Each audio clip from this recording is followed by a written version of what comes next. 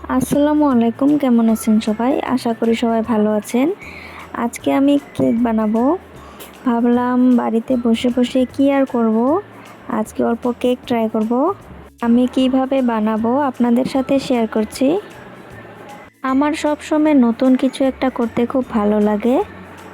আমি কেক কোনোদিনও বানাইনি, আজকে ফার্স্ট ট্রাই করব। আপনারা বলবেন কেমন হয়েছে।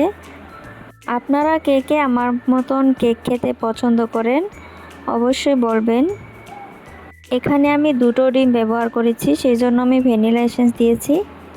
আপনারা যদি ডিম দিতে পছন্দ না করেন তাহলে এটা দেওয়ার কোনো দরকার নেই। এটা আসলে ডিমের যে গন্ধটা আছে সেটা দূর করতে সাহায্য করে। এই দেখেন, কথা বলতে বলতে আমার ব্যাটারটা হয়ে গেছে।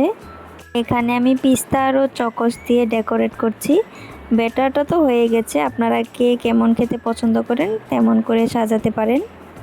এখানে আমি কুকারে বানাবো কেকটা, আরও বাটিটা রাখার জন্য এটা দিয়ে দিলাম। সিটিটা খুলে দিয়ে এখানে বসিয়ে দিলাম। এখন 1 ঘন্টা ওয়েট করব।